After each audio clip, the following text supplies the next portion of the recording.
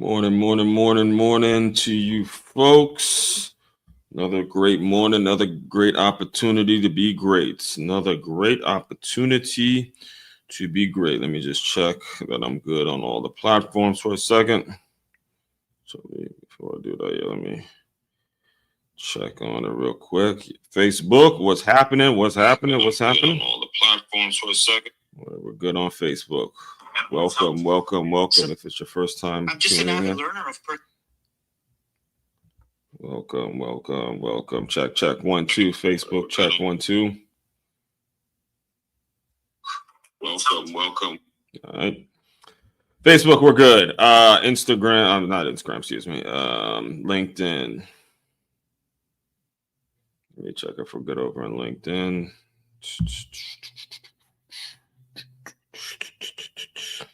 By the way, if you're new here, welcome. Let me know where you're checking in from. Shout yourself out in the comments. And you're good on LinkedIn. And let me check YouTube real quick. Bump it up. Let me check YouTube. We are live and ready to roll on YouTube. I'm Jared Blakely, Blakely Law Firm, and I can't believe how many potential clients I speak to who are worried that their car accident in all right. Yep, YouTube is good. YouTube is good. All right, here we go. You guys see the title. Today, ready to roll. All right, today, Wednesday. First of all, let me introduce myself. As one, Crookshank here, the one and only Move Swiftly speaker, former Division I college football player, and current 5-time published author and educator, here for yet another episode. I've lost count at this point how many we have, but I started doing regular live streams maybe about 2 or 3 weeks ago now. It's just so much that I have to address, especially this time of year, seeing that I am former college football player, a former college scout, have been in the world of college athletics, and now I serve business owners by teaching them how to use teamwork, the lessons that the game of football teaches, particularly the game of college football teaches about teamwork. I teach business owners now how to implement those ways into their business. So that's what I do now. And given that we are in a season where the lessons are just flowing every day, it got to a point where I was doing so many videos, and it got to a point where there's so many things that I wanted to relay on to business owners that I'm like, yo, I gotta get my live stream game up. So here, eventually I'll start doing it every morning. Soon enough, I'll start doing it every morning. But for now, it's just Monday, Wednesdays, and Friday. So before we get into today's topic, let's get through some announcements. First things first. Anyone living in the West Palm Beach area, if you are interested, I do free boxing lessons every 2 weeks. Just hit the QR code that you see there on the screen for information, or just shoot me a message and let me know that you're interested, and we'll get you all set up. Again, free boxing lessons for anyone that is interested in the West Palm Beach area. We do them every other Saturday at 9 a.m. and it's something that I strongly recommend everyone learns how to do. All right, that's number one. Next thing, business owners out there, if you have not yet, make sure you go to freeguide.makeyourmove.com. I put together the 10 best ways to use innovative teamwork to reduce turnover in your business right now. Meaning you get your list, you get your things that you can be doing, stuff that you could be implementing right now as we speak. So people are coming into your business, they're coming into their jobs there. You have a hungry staff of people, hungry group of employees that really do know their worth. They feel heard, they feel understood, they feel like they're part of the overall vision, and they're not just walking into their jobs just for the check. You never want to get it to a point where somebody's just going to work, quote unquote, and just collecting a check, or their mindset is just about, I'm doing this for a check. So get that if you have not yet already. All right. And next thing. Patreon.com. Your boy is a public figure now. You look up the name Aswan Crookshank now and public figure will pop up. So now it's official, right? I started this maybe about a week ago. Everything came official, all right? Patreon.com. The folks who are in my Patreon membership, the folks who are in my Patreon community are going to be getting the exclusive content. You want to join a group of business owners, join an exclusive community in which people are getting better every single day in their businesses. They're learning teamwork. They're learning how to make sure they're managing people the right way. They're learning how to get better, what they need to be doing on their end to make themselves better for a group. All of that stuff will be covered in the Patreon community. So just go to patreon.com/as144 and check all that out. All right. So as far as today's topic, let me put the banner up real quick for a second. Today's topic. Today is what in the college football world likes to call early signing day. And you are reading that correctly. It is this. I don't know when this happened. I don't know why it happened. I don't know where along the lines. And I graduated from high school in 2007, and I participated in a signing day in the February. So signing day normally is the first February of the new year. That's where a high school kid, more particularly a high school football player, they signed. I guess it's the fall sports, if you want to call it that.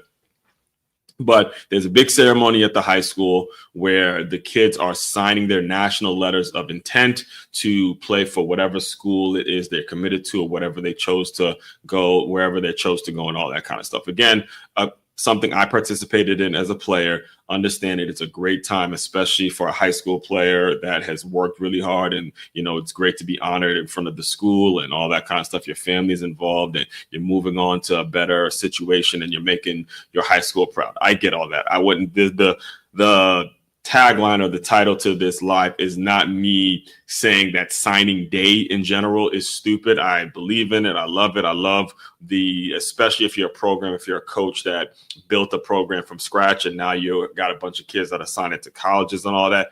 I get all that. That's an incredible thing.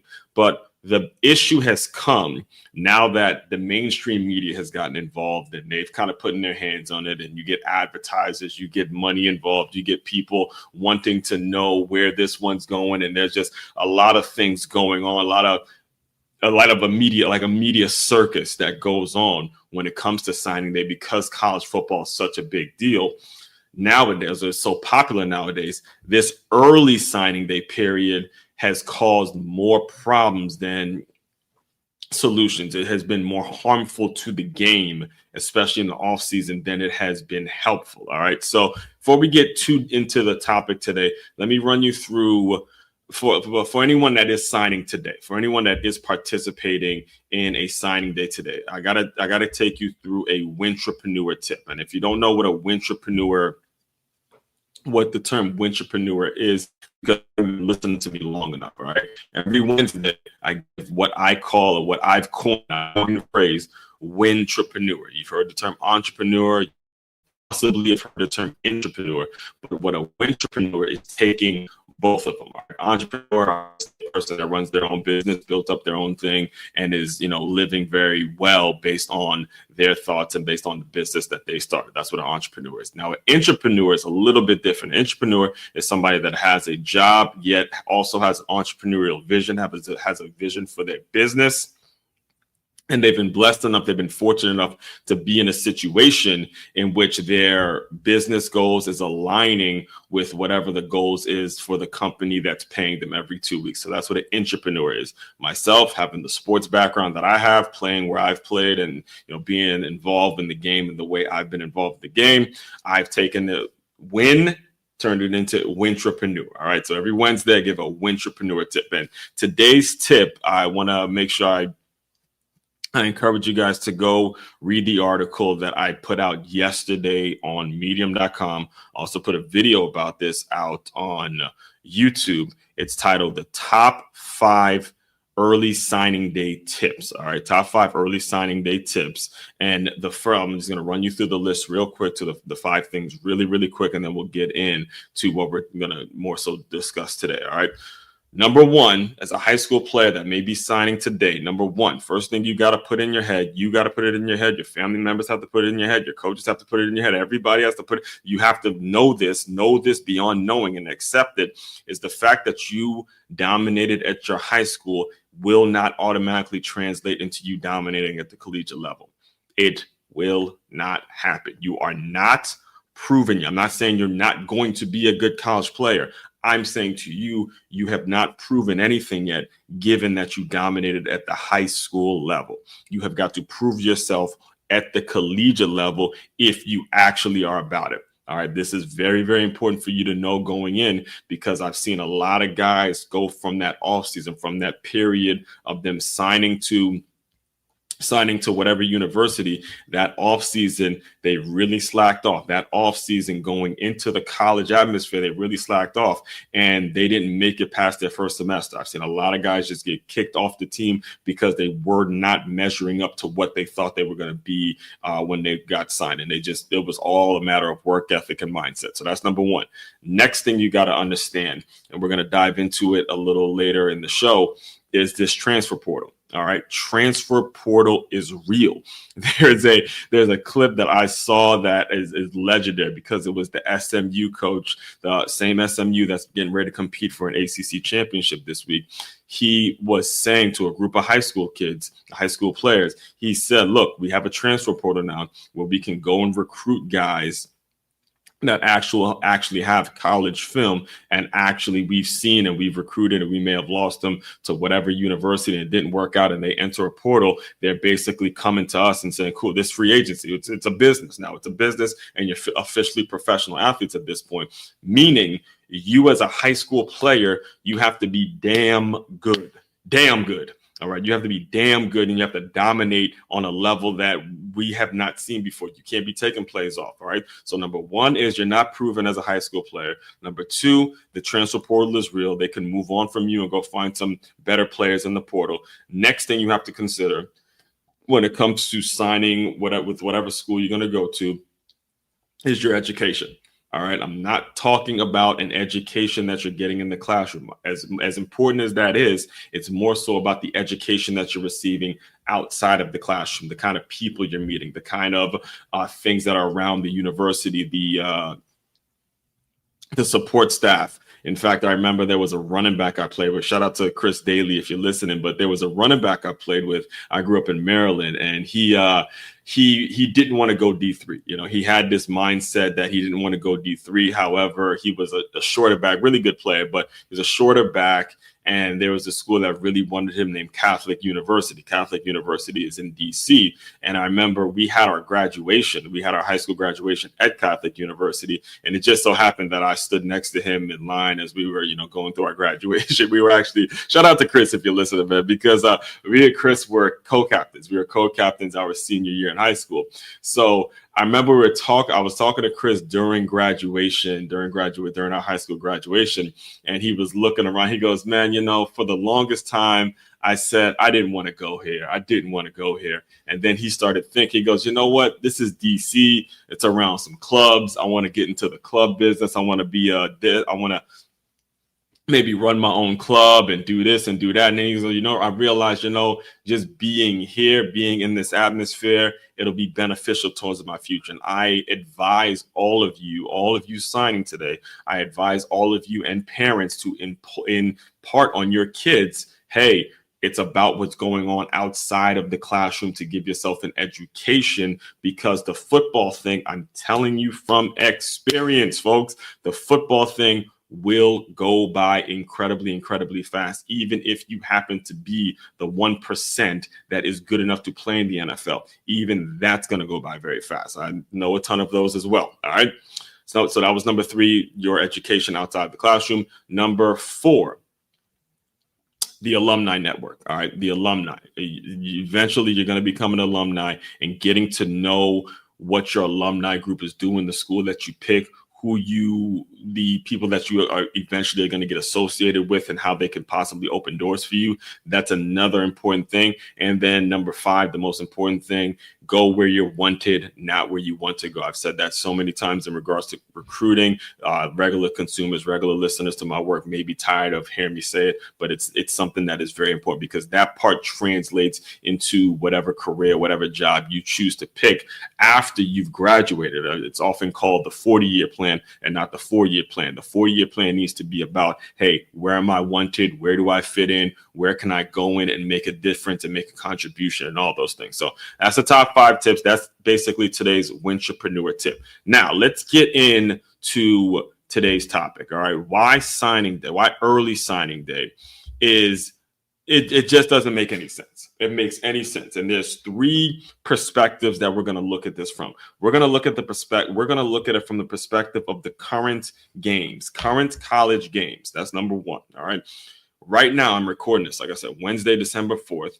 And in 3 days, there will be conference championship games at the FBS level. All right. The way that these games turn out is going to have a lot of ramifications on whether guys get jobs, whether teams are moving on, whether this one's going to the playoffs, where the bowls are going. So having an early signing day before this slate of games can really throw off a lot of the decisions that get made from a recruiting standpoint. So we're going to talk about it from the games perspective. Then obviously, because of the games, the coaches and the players are affected based on the results of these games. And then on top of that, the next week, the transfer portal opens up.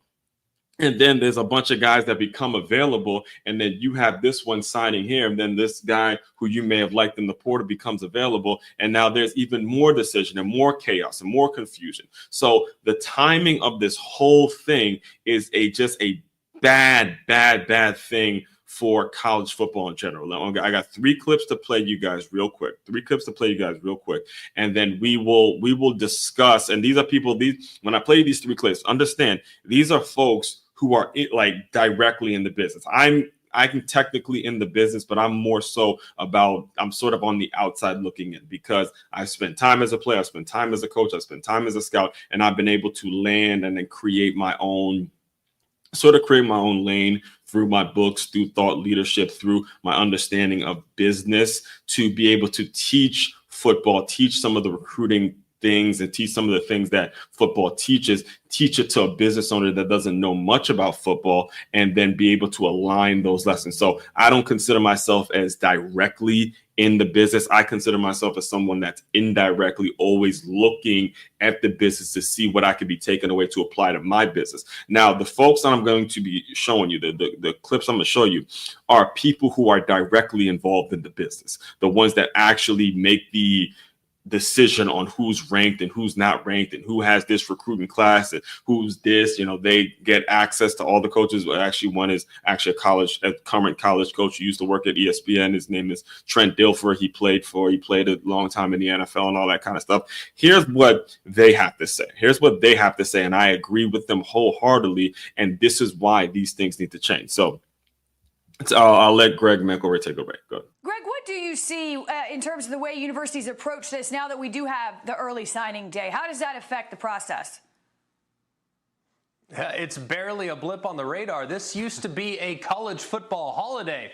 The first Wednesday in February, we all circled it. We all loved the off-season banter about, well, my recruiting class is better than your recruiting class, and Luganville doesn't know anything because the ESPN 300 looks nothing like any of the other publications, right? That was kind of the constant banter.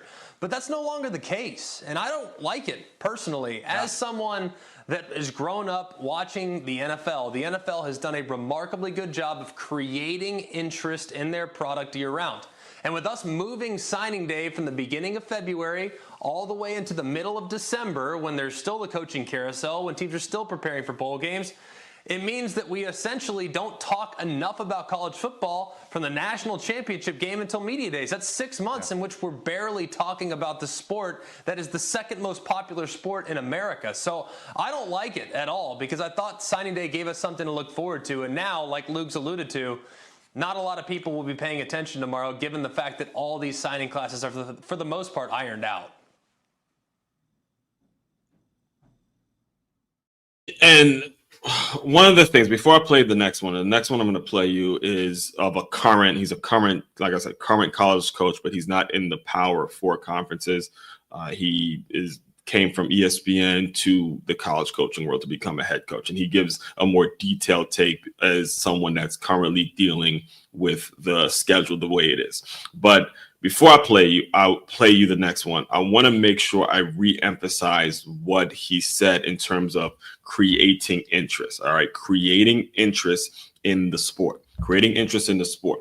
When you have a period right now where college football is at its highest heights, all right, like I mentioned, we got a a slate of conference championship games. We just finished a rivalry week. Once these conference championship games get played, then you got a bowl selection Sunday where we know where the bowl games are going to be, and people are going to get in their travel arrangements. Fans are going to be getting their travel arrangements to go see their team compete in whatever bowl game they have. Then they're going to be excited about watching the playoffs, and then the playoffs is going to be thrilling within itself because now it's whoever now. It's no longer the computers and a BCS situation where you have an opinion on who's actually good enough to play and all that. They fixed that. That's a great thing. But then you have this early signing day period, which makes no sense. Like you said, it makes no sense because the majority of these guys that are signing, let's just be 100. Let's keep it all the way 100 here. The majority of these guys signing, whether you're signing today in December or you're signing in February, the majority of them, this will be the last time that they're relevant in the football world. The last time. This will be the last time that they're relevant playing the game of football. 1% of these dudes are going to go play in the NFL. 1%. So what's the point of having two signing day periods and water down and the one thing I disagree with what he said, I don't think it's the number 2 most popular sport. I would argue with him and say it's the number 1 most popular. It is the most popular sport, period. College football has taken over the NFL because we see free agency ruining the NFL. We see free agency just not the product isn't what it used to be because you get absolutely zero loyalty whatsoever. I know I could be just speaking for myself, but I know I've had conversations with fellow peers and colleagues where they agree with me where the NFL, it used to be something that there was some level of loyalty to it, but now college football kind of has taken over that sense of loyalty, that sense of pureness when you grow up watching the game. So the only thing I would disagree with what he said is that college football is the second most popular. I think it's actually becoming the most popular sport. However, it's being watered down when you have this signing day where you get kids. And one thing I have to say about that before I play the next clip is when you get kids, little kids who haven't done shit yet, to be honest with you, when you're considering what they're going or when you're considering what it takes to succeed in college and what it takes to actually be a successful football player at the collegiate level. You have them, grabbing one hat and then throwing it here. You have this hat there. You have them taking out a backpack and then pulling out a bunch of jerseys, just playing little games with where they're going to commit and being really cocky and arrogant with it. All that shit is unnecessary. It sends the wrong message and it ruins the sport in general. That's the part that actually turns me off about signing day now, because again, it used to be one day of the year, first Wednesday in February, you get a kid, sign them, and again, the family's there, they're excited, and they're just moving on to the next level. So it used to be a great honor, a great event, but now it becomes something where we're now continuing to stroke. We're basically stroking. Hold on, I just realized this. YouTube, my thing is open. We're now stroking high school kids and making them feel superior that they're better than other people and making it okay to flip this one. So I'm gonna take this Michigan hat and I'm gonna throw it here, and then I'm gonna take this Ohio State hat and then throw it here, and I'm gonna take this Penn State hat and then put it on, but then fake it. I'm gonna take this and then reveal, oh, I'm going to Alabama. Stupid shit like that. That is just unnecessary, cocky again, because you haven't proven anything yet at the high school level. So that's the one thing. That's number one. Especially from he's sort of the reason I want to play that clip is because he spoke about it more so from a consumer standpoint, more so from a making it so people continue to be interested in the game, that people aren't turned off by the game, that they continue to watch the game, watch these kids develop from 18 to 22 and see how they may have made a mistake their freshman year and then came back their senior year, the rivalry. He spoke about it just from the consumer's perspective. Trent Dilfer is going to speak about it from the perspective of he's currently in it. He's currently coaching, and he's not coaching at a power four. If I'm not mistaken, I believe he's at Tulane. Let me look this up real quick. I don't want to get it wrong. Trent Dilfer, I believe, it's either Tulane or Tulane. I think it's Tulane. I'm pretty sure it's Tulane, but I don't want to give you any. No, excuse me, UAB. See, that's why I got to look stuff up. He's at UAB. He's at UAB. So Trent Dilfer, to give you some backstory on Trent Dilfer. Trent Dilfer was a quarterback in the NFL for 2 teams, I believe. He played for the Tampa Bay Buccaneers, which he's going to speak about in a second. And then he also played for the Baltimore Ravens. He won a Super Bowl with the Baltimore Ravens, which is when I really started paying attention, a little more attention to him, seeing that I grew up in Maryland. That Super Bowl that he won with the Ravens, he was a backup. He started off as a backup, and there was a period there in which the Baltimore Ravens didn't score a touchdown. During their Super Bowl year, the Ravens didn't score a touchdown for like 3 months or something crazy like that, and they put Trent Dilfer in the game, and then the Ravens went on to win a Super Bowl based on their defense. So after that, Trent Dilfer, in my opinion, became just a great add to ESPN. I thought he was, man, look, I used to listen to him, and he'd have these great like quarterback clinics, these great quarterback camps where some of the top quarterbacks would come. I believe it was, Nike, it was either Nike or somebody paid him to bring quarterbacks out, really see what they were about. And I believe it was the Elite 11 or something like that, in which Trent Dilfer actually evaluated quarterbacks. And, again, people who are fans of the game, people who scout the game, people who watch the game, were able to see how these quarterbacks developed from his camp, I'm pretty sure it was called Elite 11. Let me look it up again, too. I'm pretty sure it was Elite 11, Trent Dilfer. Yep, Elite 11 with Trent. Yep, that was it.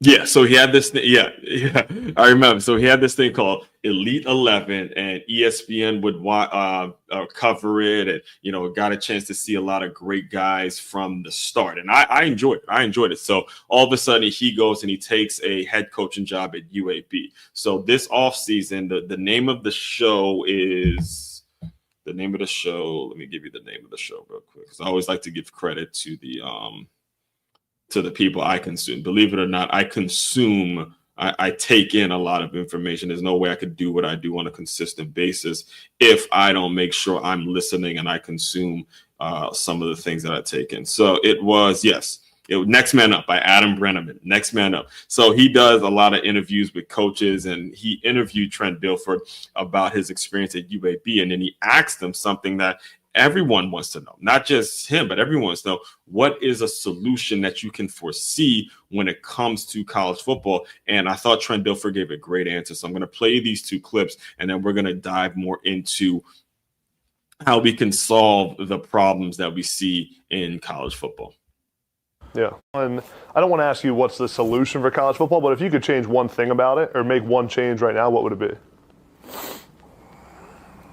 I like the portal. Yeah. I like NIL. I wish I had NIL when all these Fresno people were in my jersey and I was getting $471 a month, including Pell Grant.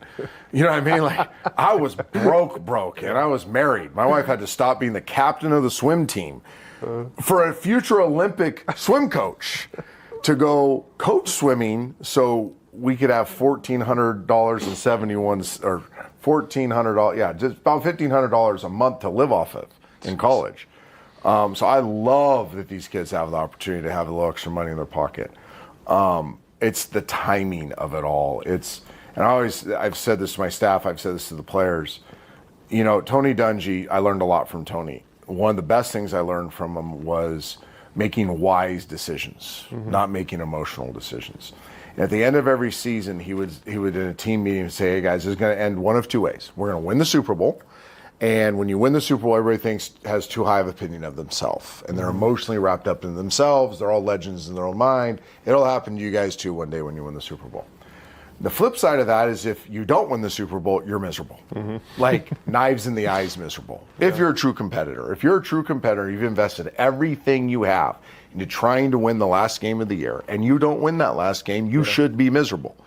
And I always make the joke, and my wife will roll her eyes and say, when we lost, if we didn't win the last game of the year, my wife was ugly, I didn't like my kids, my food didn't taste good, I was grumpy all the time for about 2 weeks. Yeah.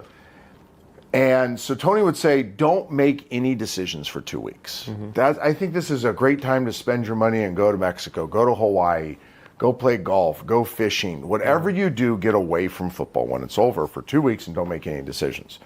So, all right. So before I play, there's another one I have to play, but I have got to comment on what he said because there's a lot to pull from it.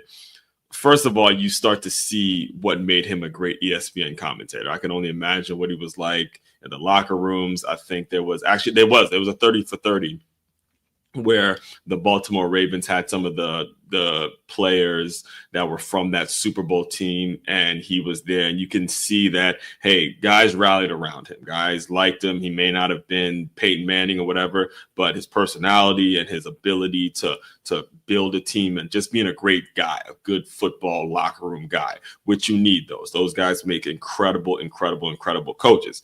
Next thing, and that leads me to the next thing that I have to address, is the fact that him as a coach, he coaching now was when he got posed the question of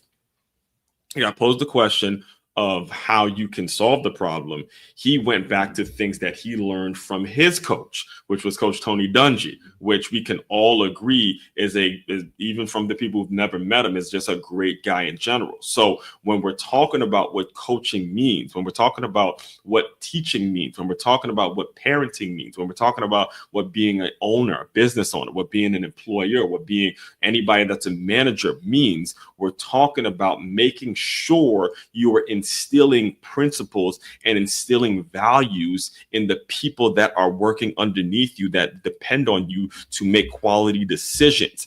That's what we're talking about here. He got posed a question. Again, That was a great question. Great job by Adam asking him that.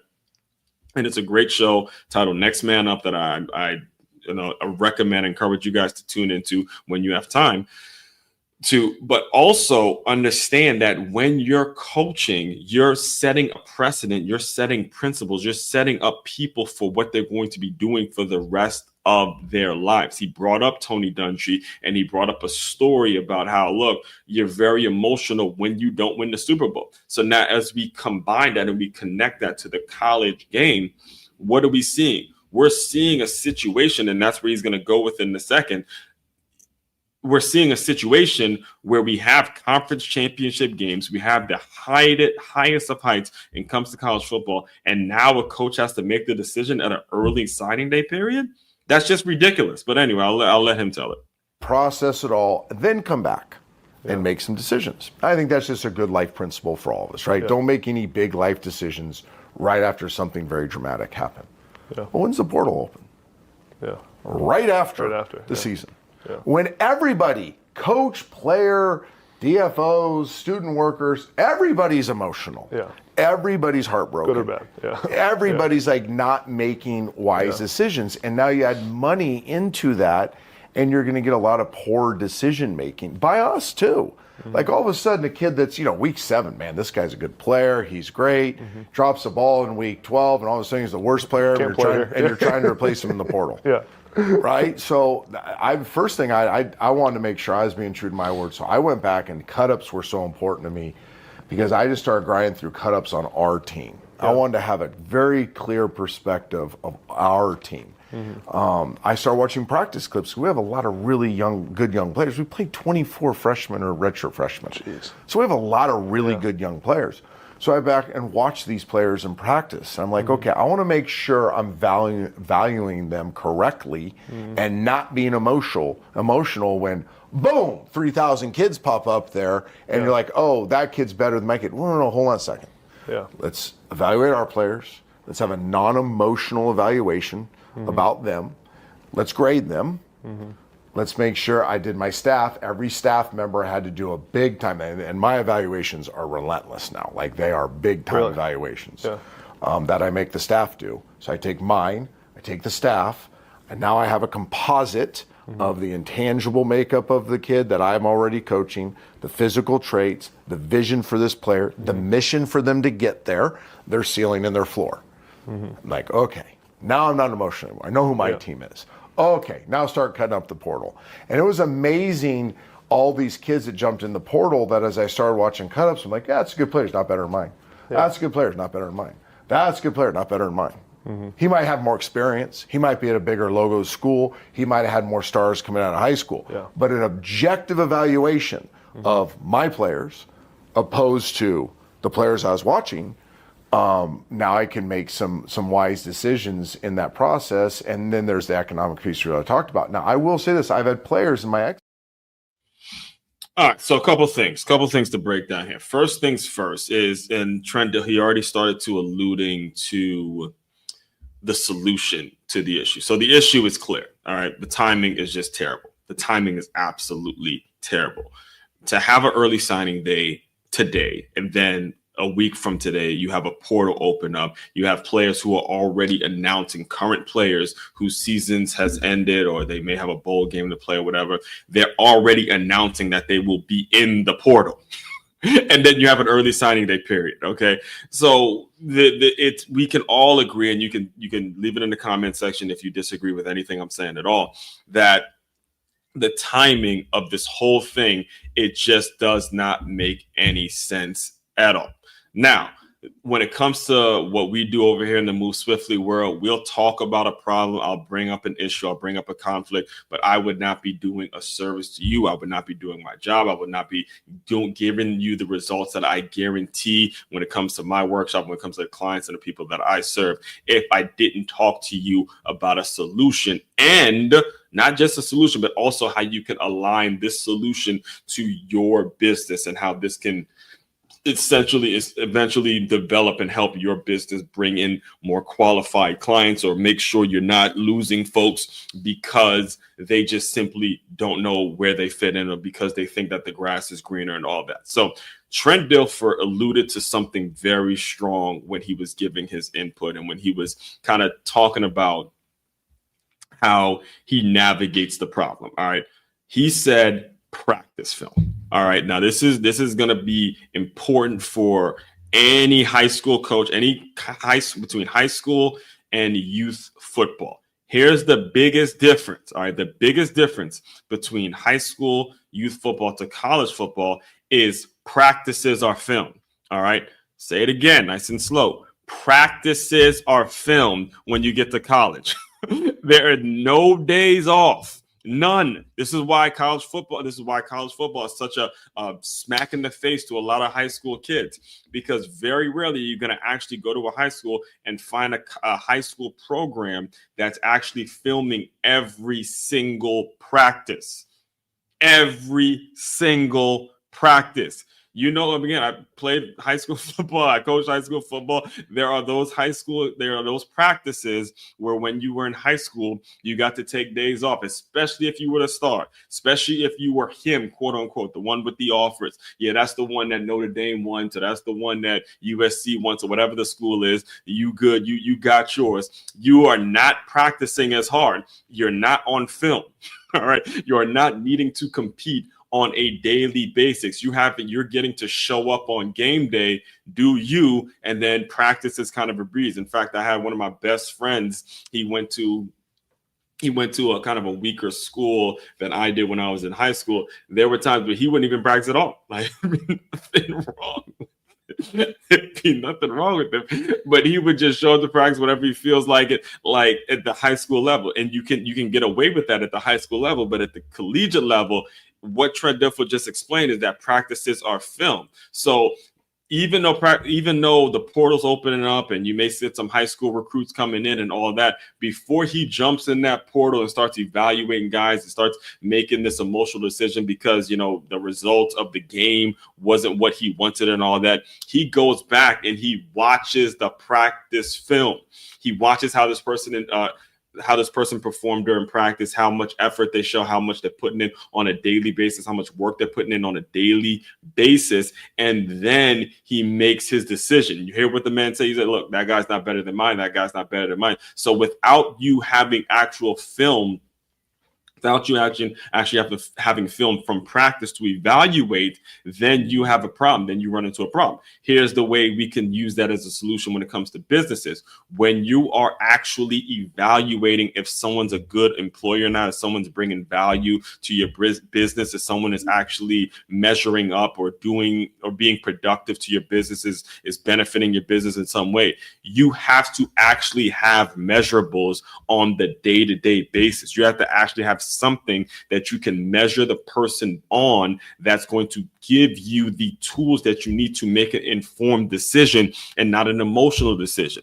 Too often do you business owners that are listening to me make the same mistake that a lot of college coaches make, to where you're going to cut a guy, you're going to bring in a transfer portal guy because you're emotional, because you don't like this one's daddy, or you don't like the way that what this one said about you. All a bunch of shit that has absolutely nothing to do with the result that you're trying to get from your business. Okay, that is the issue. The issue, in many ways, is you as an owner not taking it upon yourself from a day-to-day perspective to film everything, to evaluate everything, to create measurables about everything, to make sure everything is documented. So they're like, when I say document, I mean insanely detail-oriented documentation of what this person is doing every single day. So then you have it all right there in front of you. So when emotion comes up and your personal feelings come up about a particular play or about a particular employee, or about a particular situation,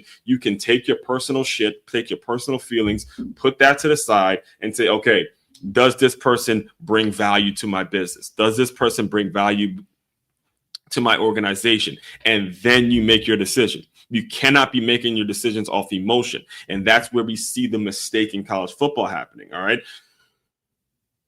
One team, at least one team, if we're talking about teams in the playoffs, but let's even break it down even further. Well, we can say one team, we'll say 1% of the teams, because college football, it's different because there's a lot of bowl games and there's conference championships and all sorts of things that come up. But if we're being honest, there's only one team that's going to end the season happy.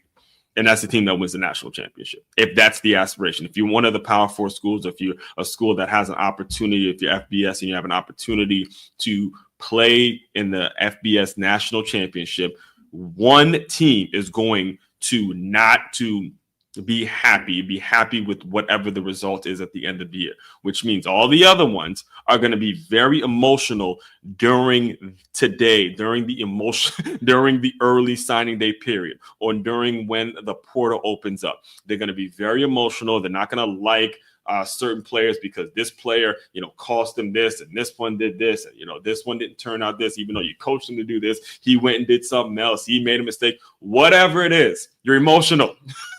Okay, it happens. It's part of the game. It's an emotional game. It wouldn't be so enjoyable. It wouldn't be the best sport out there if you didn't get emotional when certain things happen. It's supposed to be like that, which means you have to understand people's emotion. And what I would say, as I'll close you guys out soon, but what I would say to the people who and whoever came up with this decision, I don't know why it's a decision. I don't even know why it's something that gets covered on ESPN, which it'll take me down a route about the national and the mainstream media that I would keep you on here for another hour if I started talking about that. But what I would say to anybody who decided or thinks that early signing day or this early signing day thing has any merit or it makes any sort of sense whatsoever, I would say to them, you got to respect the game and respect the people who are involved in the game and respect their emotions. It's like in business, all right? Just like in business, and you may have budget cuts, or you may have to make decisions in which you have to let some people go. You may make a decision to work with a certain company that's going to mean that you don't necessarily need the services that some other person offered because you were able to buy the services somewhere else. Whatever it is, I would strongly advise you guys to consider when you're making these decisions, all right? And we're talking about turnover. We're talking about, replacing somebody else with somebody new and bringing a more valuable piece, bringing a a different piece to your organization, making sure it's the right fit, making sure it's the right organization, making sure everything is fit in a certain way where everything is in alignment with the goals. I would advise all of you to be very considerate about the emotions of a person.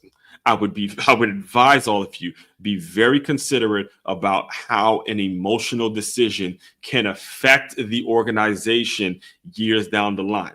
There's been tons of examples and tons that I've shared, tons that you probably know about too, where you made and this is true even in your own personal life, where you made an emotional decision and you've had to live with that emotional decision for the rest of your life. For the rest of your life, you've had to live with this emotional decision and you cannot escape it. I strongly encourage you guys to look at the issues that you're seeing come up when it comes to college football and them making decisions and how this portal now affects certain high school kids. There's certain high school kids who are not getting opportunities. Certain high school kids who are clearly just not going to get an opportunity to play at the collegiate level because a coach offered them this, said, hey, we want you as our guy. Next thing you know, a portal opens up and this guy's a little better. And then this coach is getting pressure from its boosters and its fan base. I got to win right now. Love you, high school kid. Wish you the best, but you ain't proven shit yet. This guy that I want from the portal, he's a player. I know he's going to come in right now and perform. You're getting that spot. You're getting that position, and we're going to go win some games. Forget about the development of the high school kid. That's just not going to be that. That's just something he's going to have to live with. And in fact, I remember tons of opportunities, tons of things that happened when I played. You know, there were redshirt early incoming freshmen, you know, when you're out there practicing, and sometimes, you know, you would get them reps if you would try to get them reps during a certain period. And the coach would say, hey, look, man, that's just part of being an incoming freshman. You're not always going to get the reps. It's just life. All right. So you know, as I close you guys out, I strongly recommend anyone that is, whether you're directly involved with college football or you see sports as a mirror, as something that teaches life lessons. You love the concept of using sports to teach life lessons. You love aligning your business with what sports does. I would strongly recommend that you consider thinking about when emotional decisions need to be made, or when emotions are high. We'll say it like this: when emotions are really high, and then making important dates like signing day, like when a kid can sign to a certain school, or making playoffs, or whatever the big test day is for your business, whatever it is. And again, I'd love to hear more about that. Just, you guys message me if you're a business owner and you want me to teach your staff how to navigate these things. I have a Patreon membership. We'll get into that in a second, but I strongly recommend the long and the short of all of this, all of the entire episode today, is always consider when emotions are high, and then pick your important dates, make your important dates, give it some time, give it some distance as you move to the next level, and then start making your decisions based on emotions being out of it. Remove the emotions out of it and make logical decisions, and you'll start to see your business thrive time after time after time after time. So all that being said, as I mentioned earlier, if you want more, patreon.com. Let me move this banner real quick. Patreon.com/as144. Tap in with me there. We'll be doing more exclusive content. We'll have tons of other members and tons of people to come with your questions and really help when it comes to the issue of turnover and bringing in the right people and knowing exactly who you need to be bringing in and all that stuff. I'm all about that. This is the main website. The main website to check out deeper into all my work. It's makeyourmove.com. It's MakeYamove.com. As one Crookshank, your one and only Move Swiftly speaker. Checking out. You guys continue to move swiftly. We will talk more soon.